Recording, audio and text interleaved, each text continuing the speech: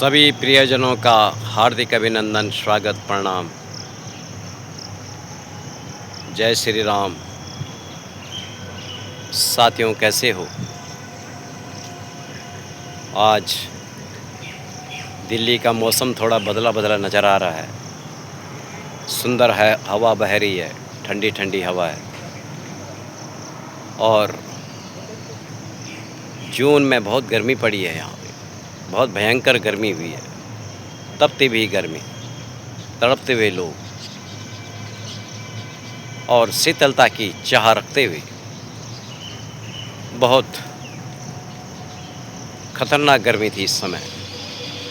और इस समय आज का मौसम, आज 1 जुलाई 2026 है। आज बहुत सुंदर हवा चल रही है। मेरा भी मन करा कि थोड़ा मैं आप लोगों से मिल सकूं, बात कर सकूं। और ये दिल्ली डेवलपमेंट अथॉरिटी का बहुत बड़ा पार्क है। इस क्षेत्र के लिए एक वरदान है। यहाँ सभी लोग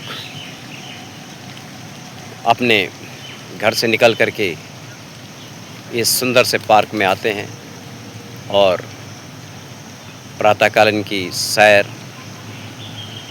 योग, एक्सरसाइज, व्यायाम इत्यादि करते हुए सभी अपने दिनचर्या को बहुत बेहतर बनाने की कोशिश करते हैं।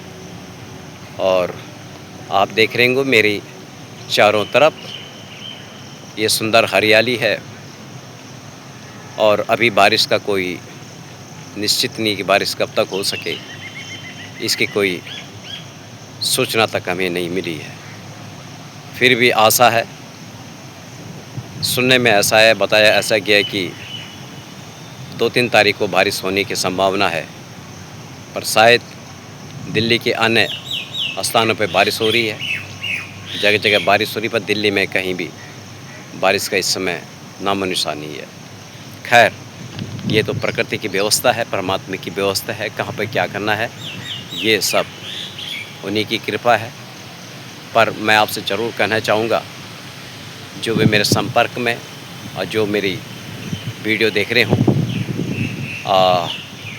ज़रूर बढ़ती उम्र के साथ साथ हमें सैर करना चाहिए, एक्सरसाइज, प्राणायाम, व्यायाम जो संभव हो सके वो करना चाहिए और अपनी दिनचर्या को बेहतर बनाना चाहिए। उसके लिए सबसे पहले प्रातःकालीन हमें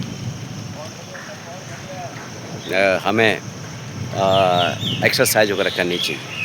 सुबह प्रातःकालीन में उठना चाहिए, लगभग 4 बजे के टाइम पे हमें आना चाहिए।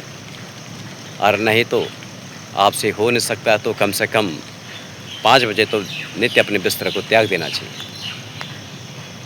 ये मैं नहीं कर रहा हूँ, मैं आपको अपने सनातन के शास्त्रों की बात कर रहा हूँ। उस शास्त्रों में हमारे जो ऋषि मुनि वैद्य थे, उन्हीं की बातों को मैं आपके सामने रख रहा हूँ कि ताकि आप भी समझ सकें। हमारे पास इतना टाइम नहीं होता कि हम अपने शास्त्रों से कनेक्ट हो सकें। बहुत कम होते हैं जो स्वाध्याय की तरफ बढ़ते हैं। हमारे बहुत तमाम तरह का हमारे पास एक बहुमूल्य खजाना है, पर हम उस चीज़ से थोड़ा अनभिज्ञ हैं। इस बहुत व्यस्तता वाली ज़िंदगी है हमारी, हम अपने जीवन को ठीक से जी नहीं पाते, समझ नहीं पाते। पर मैं आपको कहना चाहूँगा कि आप निरंतर अपने सनातन संस्कृति से जुड़े और अपने अच्छी चीज़ों को ग्रहण करने की कोशिश करना चाहिए।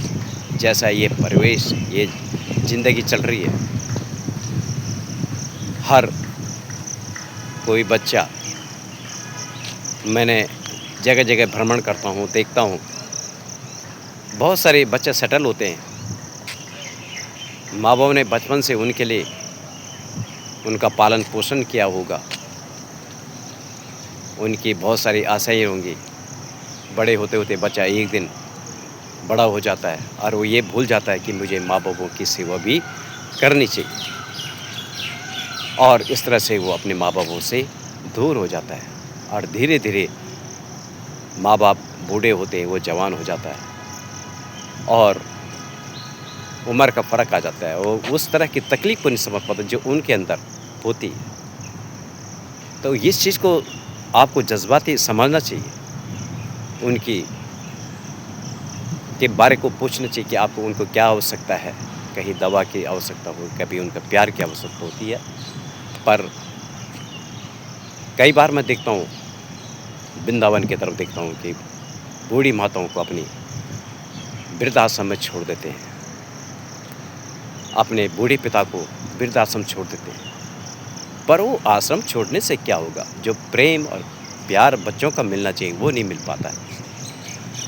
इसलिए मैं सबसे गुज़ारिश करना चाहूँगा, अपने माँ और पिता से प्रेम करिए, प्यार करिए।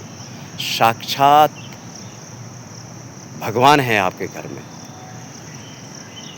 आपने शायद भगवान नहीं देखा होगा, पर ये माँ और पिता साक्षात आपके घर के अंदर एक भगवान की प्रतिमा है। नित्य प्रति उनके शरण और चरण में ज़रूर अपना सर झुकाएँ। प्यार करिए उनको, प्रेम करिए उनसे। उनको कोई आवश्यकता नहीं है, इस उम्र में कोई आवश्यकता नहीं, केवल आपके प्यार, प्रेम की आवश्यकता है।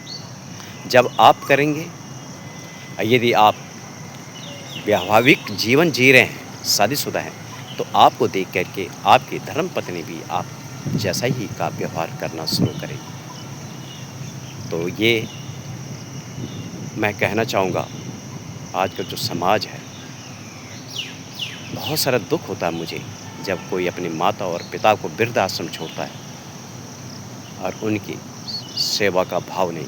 पूरी इज़्ज़त और सम्मान करना चाहिए, जिन्होंने सारी ज़िंदगी आपके लिए, न्योछावर के लिए आपको पाला-पोसा। माँ खासकर